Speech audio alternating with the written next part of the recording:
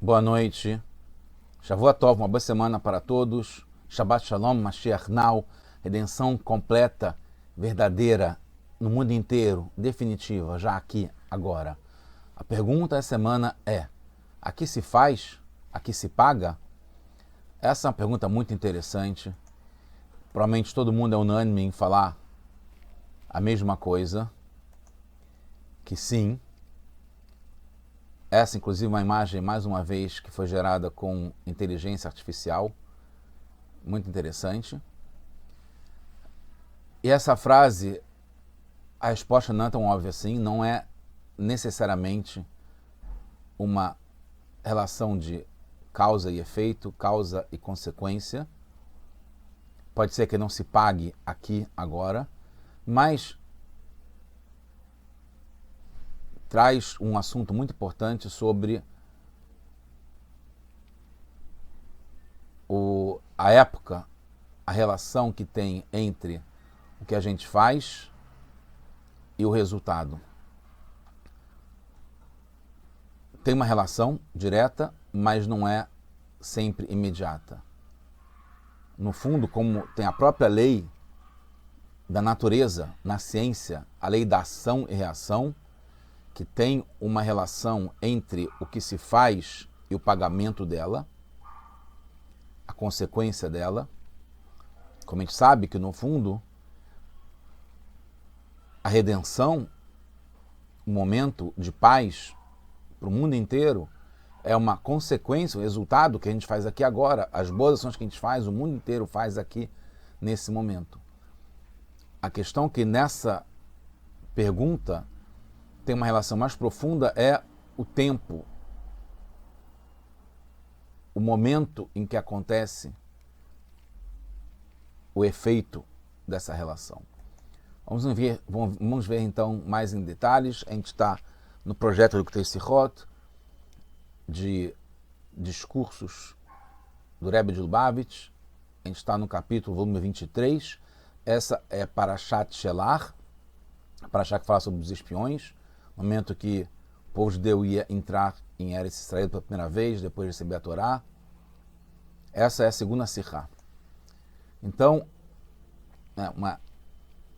um símbolo ligado a pagamento, né, que a maior parte é através de dinheiro, que está um pouco em desuso. Hoje a gente usa muito mais cartão, ou Pix, ou Zelle, ou algum outro tipo de transferência de fundos. Mas geralmente, então, entendemos que sim, que é como um restaurante, né, que não se sai do restaurante sem pagar. Então tem uma relação entre o que a gente compra, o que a gente faz e o pagamento disso.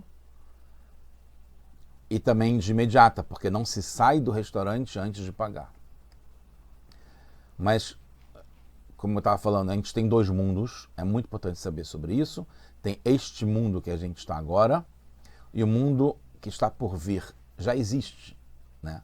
Onde as almas estão, por exemplo, já existe esse mundo, chamado Olam Haba. É chamado de mundo que está por vir, mas é uma questão de tempo para as almas que estão aqui nesse mundo agora, e que está ligado com a vinda de Mashiach também.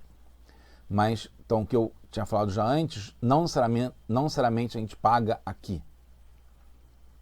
Pode ser que seja no momento posterior. Vamos falar sobre isso.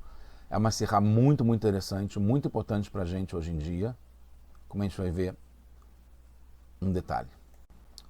O Rebbe faz uma pequena introdução importante sobre o Rashi, que já foi falado várias vezes, que quando o Rashi explica, é quando a Torá precisa ser entendida no sentido literal para uma criança de 5 anos. E quando ele não sabe o motivo, mas tem necessidade de entender o porquê, ele fala, não sei, lo yodeia. Então ele deixa claro que tem uma necessidade de entender no sentido literal, né, que é o chamado pshat, simples, mas ele não sabe. Agora, quando o Rashi não explica, é porque já está entendido, que não tem necessidade dele falar, nem mesmo que ele não sabe o motivo, já está entendido. Ou que se entende por si só, do que está escrito no texto literal da Torá, ou o Rashi já explicou isso antes.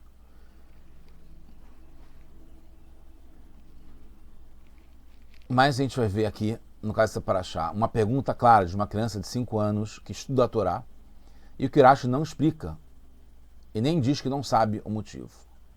Qual que é?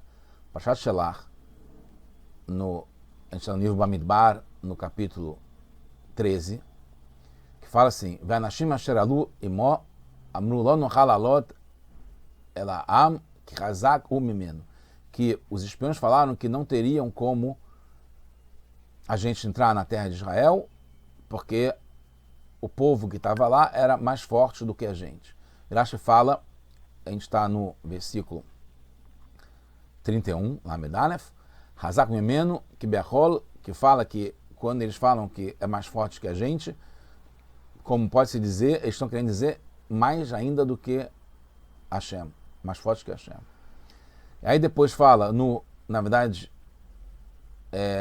no capítulo 14, que é um capítulo depois, no versículo 12 fala, Akeinu Badever, Veorisheinu, Hashem fala que vai atacar, né, o povo que falou mal da terra de Israel, não só os espiões, mas o povo inteiro que resolveu não entrar em Israel, baseado no conselho dos Meraglim, tirando Kalev e Yoshua.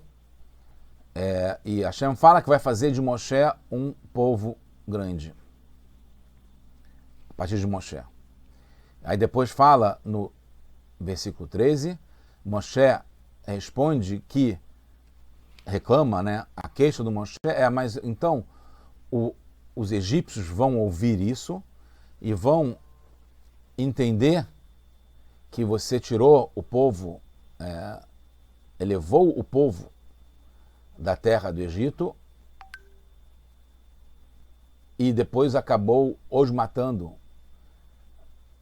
esse povo. E eles vão falar que você não consegue fazer com que o povo entre em Israel, que é a terra que você prometeu para eles, e você os abateu, como Hashem estava planejando fazer, quando falou que vai atacar com uma peste, que você os abateu, shritá, que é como se faz com o boi para poder ter uma carne kasher. Então a pergunta, que é essa pergunta que Urashi não explica, que uma criança teria de 5 anos. Como pode Moshe não pedir e implorar para Hashem para não castigar o povo inteiro? 600 mil pessoas, que são homens de 20 a 60 anos. Como é que pode? Moshe não pede para isso. Só fala a queixa toda que os outros povos vão falar que Hashem não pode fazer o povo entrar em Eretz Israel. E outra coisa, como Hashem faria isso com o povo que é seu filho, que ele tirou do Egito, que ele escolheu, etc, etc. E o Moshe, que é o líder, que se entregou totalmente para chegar nesse ponto, pedindo até para ser apagado da Torá, se Hashem não salvasse o povo inteiro quando aconteceu o bezerro de ouro, ele aceita assim, sem pedir pelo povo, só falando que os outros vão falar que Hashem não consegue? Você vê que no fundo tem uma lógica, e como a gente entender por que Moshe está falando sobre os outros povos, ele não está pedindo claramente não está pedindo, mas no fundo ele está pedindo pelo povo sim, porque está entendendo que Hashem não vai fazer o povo pagar aqui pelo que fez. E a solução será outra para corrigir isso, e no fundo vai dar sim a recompensa.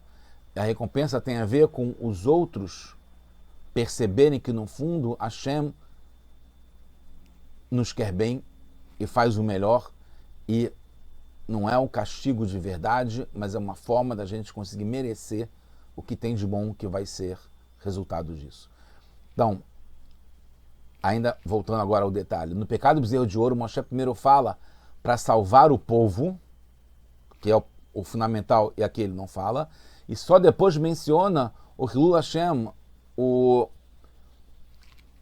a falta de respeito ao nome de Hashem, que realmente é importante, mas não é o principal, como está em Shemot, Parashat Kitessá, Vechal Moshe et Pnei Hashem, Elokav, Vayomer, o Moshe fala para o Moshe, Moshe fala para Hashem, por que você vai fazer esse...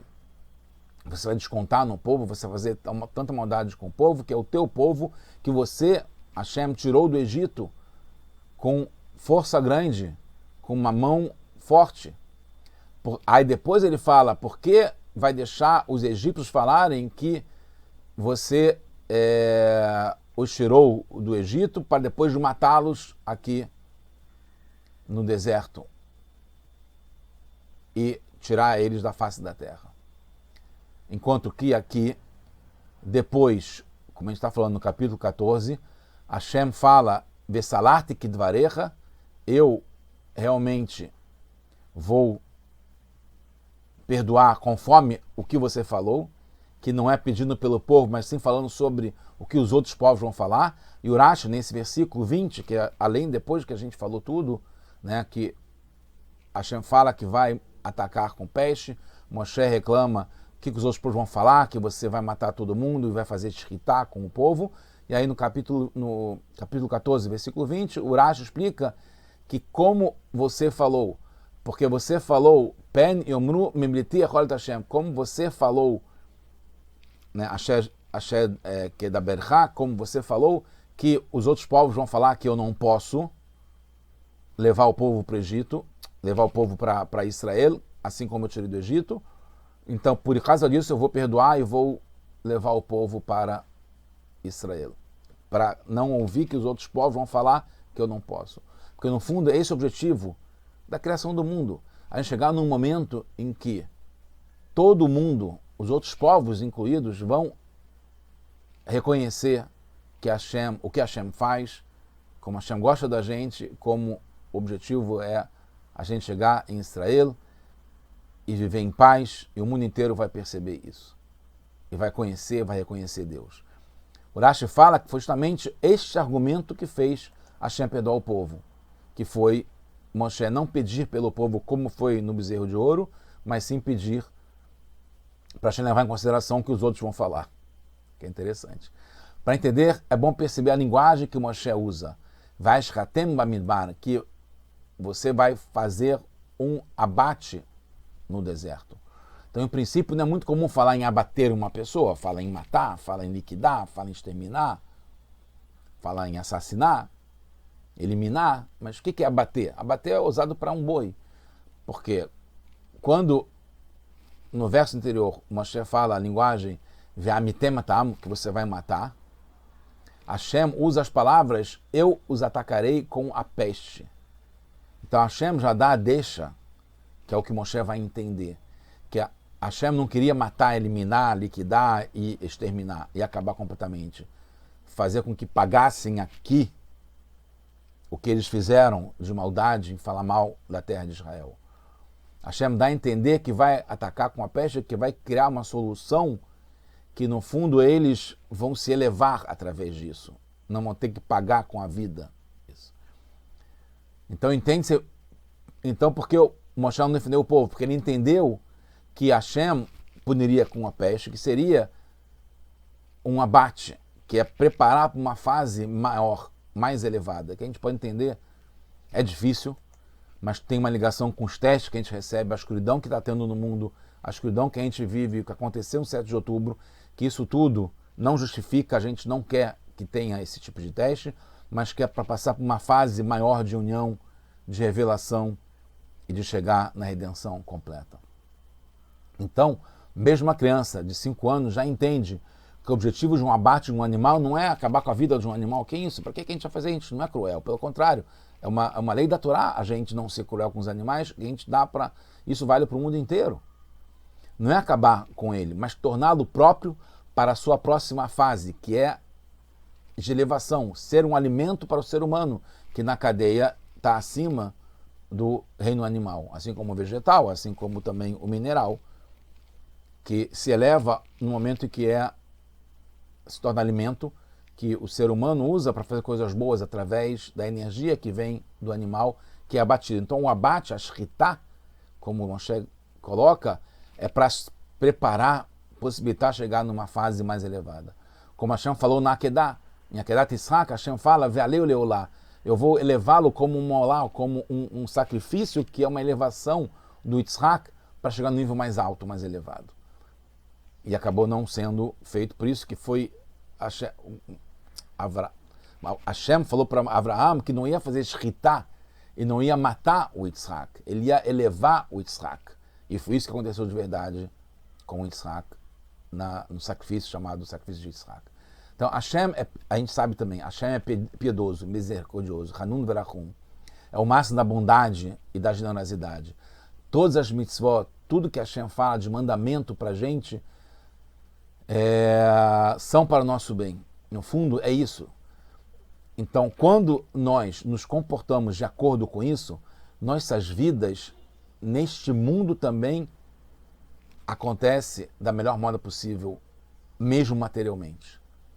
Como está escrito há pouco tempo atrás nas Parashiot, em Berukotai, na Parashat Berukotai, se vocês seguirem os meus estatutos, os meus mandamentos, vocês guardarem os meus mandamentos, Vasitem e vocês o fizerem, Venatati Gishmechem Beitai, eu vou dar para você toda a parte material, todos os bens no momento certo, né? E a terra vai dar o seu produto, e as árvores do campo também vão dar os frutos, etc, etc. Então, entende-se que quando não obedecem, principalmente as mais graves das mitzvot, a consequência não é um castigo, é sempre para o bem, é sempre levando em conta que Hashem quer o nosso bem e faz isso para a gente seguir e ter a recompensa, a consequência boa das nossas ações. Mas quando a pessoa não faz isso, mesmo quando é uma coisa muito grave, Hashem traz um resultado para que a pessoa não sofra aqui neste mundo.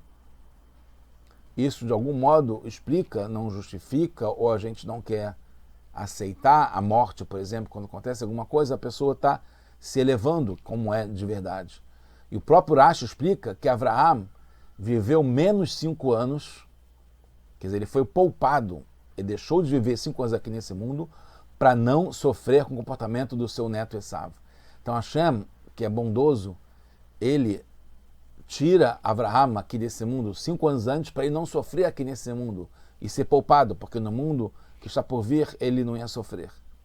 Então, quando Hashem traz a consequência de atacar com a peste ou de fazer shritá ou tirar durante os 40 anos, tirar essa geração que não quis entrar em Israel e que ele morre no deserto, fica no deserto, não foi uma punição, foi uma consequência para evitar que eles sofressem, porque estavam sofrendo se eles ficassem no deserto e entrassem em Israel. Então, para evitar isso, eles não sofreram e saíram desse mundo aqui, como Abraham saiu também antes. E no caso de transgressões pesadas, a morte, Deus nos livre, também purifica. Eu não quero entrar muito nesse assunto, mas o Rebbe traz isso na Sirá. Quando o povo pecou, foi diferente no bezerro de ouro, eles podiam fazer techuvá. Então não tinha por que já trazer uma consequência por ter feito uma coisa muito grave, como a idolatria, que a pessoa deve ferir morrer, mas não transgredir, né? Não deixar de acreditar em Hashem. Então, quando a pessoa faz chuvá, ela não sofre nesse mundo aqui, porque ela passa a obedecer os mandamentos de Hashem, ela volta ao caminho certo, então ela se corrige, não precisa sair. Mas no pecado dos espiões foi pior, porque Hashem deixou claro que foram vários pecados, e esses pecados já tiveram várias vezes, foram reincidentes, recorrentes, já continuam acontecendo, não teve uma mudança para o bem, não fez que as pessoas tivessem de chuvar. Né? Eu estava vindo um depoimento muito fantástico de um sobrevivente, quem diria que a gente teria ainda, nessa nossa geração, depois do Holocausto, ainda usar a palavra sobrevivente, do 7 de outubro nesse caso, que ele falou que naquele momento que ele sobreviveu, que ele viu o que aconteceu em volta, a tragédia, a dor, o sofrimento, ele fez techuvá. Então ele justamente foi poupado porque ele conseguiria não sofrer nesse mundo, já que ele passaria através de techuvá, como teve o povo no pecado do bezerro de ouro, que voltou ao caminho certo, então começa a ter de novo toda a parte boa, também materialmente, aqui nesse mundo. Então não tinha por que pagar aqui, já que não teria sofrimento. Ele já resolveu a situação aqui. Então, quando tem uma transgressão que tem como fazer chuva, já se conserta imediatamente.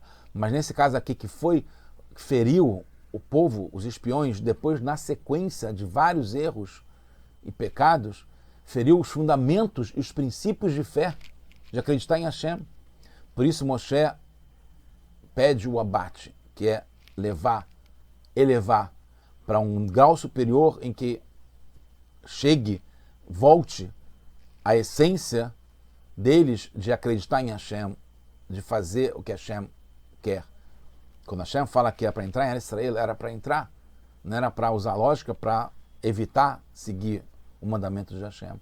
Não era para não ter fé, que é mais forte do que Hashem mesmo, que foi o que os espiões falaram e o povo concordou. Então, quando Moshe pede o abate, significa elevá-los para uma vida de alma no mundo que está por vir, porque aqui eles não podiam mais continuar. E aí, se Hashem, em vez de fazer o abate, os matasse, os eliminasse, faria que os egípcios também perdessem sua fé, porque não entender que é uma consequência para elevar, mas sim para punir, para castigar, para eliminar. Então, quando a gente tem fé em Hashem, confiança em Deus, em tudo que Ele faz, a gente percebe que o que Ele faz é de bondade e é para a gente, para o nosso bem, e assim a gente continua. Quando Deus nos livre, a pessoa não tem fé, não tem confiança, não consegue reconhecer Hashem, então ele precisa passar por uma fase em que ele não sofra por não perceber a relação de tudo com o que Hashem faz. Então, quando Hashem fala, quem no Badever, que eu vou atacá-los com a peste, para a geração do deserto, foi um assunto de Vayashritem Bamidbar, que o Moshe pediu, para fazer um abate, para poder eles subirem para uma fase superior em que eles percebam e tenham fé em Hashem e conheçam Hashem. Isso para eles seria no mundo que está por vir. Então Moshe falou uma preparação para ter o mérito da vida no mundo que está por vir. E se concretizou durante os 40 anos seguintes em que eles foram aos poucos subindo, indo para o outro mundo. Isso é de acordo com a opinião do Rabi Eliezer, que é a opinião mais racídica, diferentemente do Rabi Akiva, que fala que eles não têm parte no mundo vindouro, o Rabi Akiva. O Rabi Eliezer fala que sim, geração do deserto, tem o Olam Abá, vão ter a vida de alma no corpo com a ressurreição dos mortos, que a gente acredita que seja agora já, com Mashiach. A razão que no Zohar e no Midrash fala que Moshe ficou no deserto por causa disso, para ficar junto com a sua geração, a geração do Moshe. E vão todos eles levantar, junto com Moshe, que vai dar um mérito para ele se levantar na ressurreição dos mortos e entrar em Eretz Israel definitivamente já com Mashiach. E assim é a Halachá, somente quando tem discussão entre opiniões diferentes na parte revelada da Torá, no Nigle, a Halachá, a lei fica como o Zohar, ou Agadá. Então, entende-se, já chegando no final, que os espiões também têm parte no Olam Haba, no mundo que está por vir, sendo que já receberam a punição logo. Vayamutu Hanashim, Motzei Dibas Haaretz, aqueles que falaram mal da terra de Israel, eles morreram na Magefá, na peste, na epidemia que teve, Lefnei Hashem, na frente, num nível muito elevado, na frente, em cima de Hashem. No entanto, no Talmud fala, em Sanhedrin, na página 108 Aleph, Vayamutu Balamazé, quando fala Vayamutu, eles morreram nesse mundo, que eles realmente saíram desse mundo aqui, mas Magefá, na epidemia, na peste, perderam a vida no Lamabá. Mas pelo Zohar entende-se que também os Meraglim, também os espiões, não só a geração toda que ouviu e acatou a opinião dos Meraglim, dos espiões, os próprios espiões também têm parte no Lamabá. Como está no Sanhedrin, na página 110 Beit, que o Rabi Eliezer fala, que a gente tem passou com o Terlim, inclusive, Lamabá, eles vão ter vida no Lamabá, porque a Suli Hassidei Krotei Beriti a lei Zavar, que vão fazer sacrifícios, aqueles que estão no pacto comigo. Então vai continuar. No Amabá vai ter ainda a vida daqueles que fizeram um pacto comigo. Ura explica que quem é aquele que fez um Brit, um pacto, quando recebeu a Torá, o povo inteiro fez o Brit, e os meraglim, os espiões, e também a geração do deserto toda fez esse pacto com Hashem.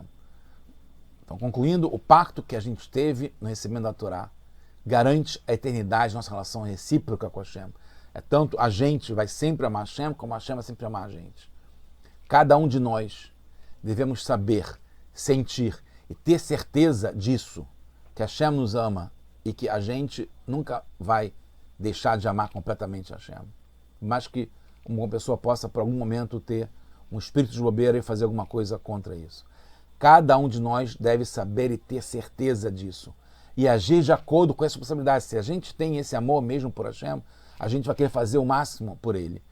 E o mundo inteiro verá, logo, que seja agora, como somos, no fundo, queridos de verdade, e eles vão nos ajudar, vão fazer o máximo para a gente, até os ministros deles, até quem é o mais importante do povo, do mundo inteiro, vai nos ajudar a gente fazer essa missão, e logo se encerrará a época do exílio, com a chegada de Mashiach Tzidkeinu, o justo Mashiach, que irá acertar o mundo inteiro a servir a Deus, o mundo inteiro, já agora. É por isso que Moshe estava preocupado com isso, porque Moshe tem um compromisso de trazer Mashiach, que seja agora com a entrada em Israel de todo mundo, inclusive de Moshe Rabbeinu e a geração que ficou no deserto, e o mundo inteiro vai participar disso e vai reconhecer que realmente Hashem nos tirou do Egito para levar, e ele pode, e ele quer, depois desse tempo todo, finalmente a gente entrar em Israel. Hashem é Echad, Hashem é um que une tudo que aconteceu no mundo até agora.